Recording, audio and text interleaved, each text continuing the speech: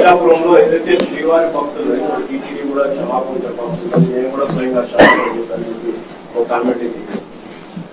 క్షమాపణ చెప్పడంలో తప్పలేదు.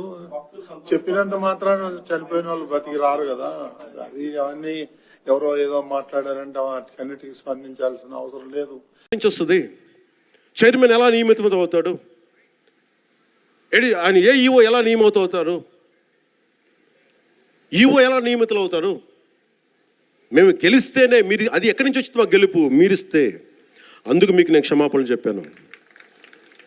నేను కోరుకునేది ఒకటే, ఎప్పుడో చెయ్యని తప్పుకి జపాన్ లాంటి దేశంలో ప్రధానమంత్రి ఆయన పుట్టక ముందు జరిగిన తప్పుకి ఆయన పార్లమెంట్లో క్షమాపణలు చెప్పాడు.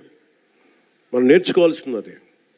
వాళ్ళు చేయకపోయినా 3 తరాల ముందు తప్పు చేసినా క్షమాపణలు చెప్పారు.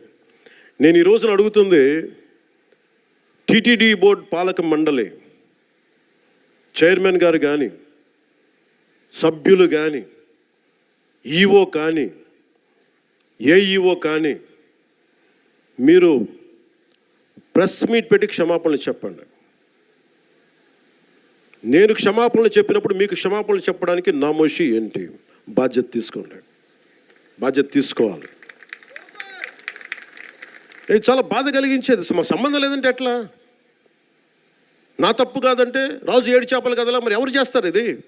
నాకేం సరదా నాకు క్షమాపణలు చెప్పడం? నేను దోషిగా నిలబడాలా ఇలాంటి సంఘటనలో? అందుకని ఎందుకు నేను డాంపెన్ చేశాను, ఎందుకు తగ్గించాను సంక్రాంతి సంబరాలంటే, వాళ్ళు ఎంత గొప్పవాళ్ళంటే చనిపోయిన 6 మంది వారి కుటుంబ సభ్యులు దేవుడు పట్టుకెళ్ళిపోయాడు అంటున్నారు. 36 మంది గాయపడితే ప్రతి ఒక్కరిని పేరు పేరున పరామర్శిస్తే అందరూ కూడా నలిగిపోయి 100 మంది మీద పడిపోయారు. ఎంత ఉంటుంది ఒక ఆడపడుచు మీద పడిపోతే, పెద్ద ఆవిడ మీద పడిపోతే? తమిళనాడు నుంచి వచ్చారు. ఎలా ఉందమ్మా మీకంటే, కడవలు పాత్రికాంగయ్యా, కడవలు వెళ్ళి దేవుడు బయటికి తీసుకొచ్చాడు మమ్మల్ని అంటా ఉన్నారు. ఎంత పెద్ద మనసుతోటి సరిగ్గా చూసుకోలేదయ్యా మమ్మల్ని, కానీ ఏం చేస్తాం, మా కర్మ ఇలా కాలిందని. అది దేశం తాలూకు దౌర్భాగ్యం. ప్రజలు ఇంత బాధ్యత ఇప్పుడు కష్టం వచ్చినప్పుడు ఎంత అద్భుతంగా చెప్పారంటే నాకు కన్నీళ్ళు వచ్చినాయి. నాకు నిన్న కరిగిపోయాను నేను. వీళ్ళకి క్షమాపణలు చెప్పదు ఇంకెవరికి క్షమాపణలు చెప్తాం? ఏఈఓ కానీ, ఏఈఓ వెంకయ్య చౌదరి గారు కానీ, ఈఓ శ్యామలరావు గారు కానీ, చైర్మన్ బిఆర్ నాయుడు గారు కానీ, టీటీడీ బోర్డు సభ్యులు, పాలక మండలి సభ్యులందరూ కానీ, మీరందరూ వచ్చి ఒక్కొక్క వ్యక్తి గురించి కథ వింటప్పుడు మీకు బాధ అర్థమవుతుంది. క్షమాపణలు చెప్పండి. మీరు క్షమాపణలు చెప్పి తీరాలి, వేరే దారి లేదు మీకు.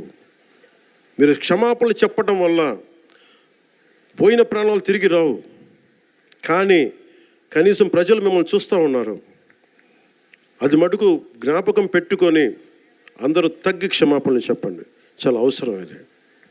ఎందుకంటే ఈరోజు రాష్ట్రం మొత్తం, దేశం మొత్తం మీరు చేసిన తప్పుకి సంబరాలు జరుపుకోవడానికి ఆలోచిస్తూ ఉన్నారు.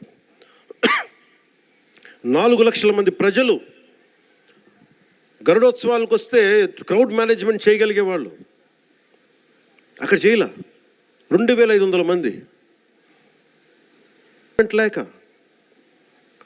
ఎవరిని ఎంతమందిని కూర్చోబెట్టాలి ఈ ఆలోచన లేక, అది కానిస్టేబుల్స్గా దగ్గర నుంచి అధికారులు, ఎస్ఐలు, సిఐలు, 1100 మంది పైచిలకు పోలీసు. కానీ దురదృష్టం జరిగిపోయింది. సో నేను ఈ సందర్భంలో నేను ఒక కొత్త ప్రయాణం మొదలు పెడుతున్నాను. 6 నెలల తర్వాత ప్రతి జిల్లాకి వస్తాను. అది మనం పిఠాపురంతో మొదలు పెడుతున్నాను. ప్రతి గ్రామం, మన ఉప్పాడ దగ్గర నుంచి మత్స్య, ఈ భక్తులు ఎవరైతే ఉన్నారో వాళ్ళందరికీ కూడా బేషరత్తుగా మా బోర్డు తప్పిదం లేకపోయినా మేము భక్తులందరికీ బోర్డు తరపున క్షమాపణలు చెప్తున్నాం.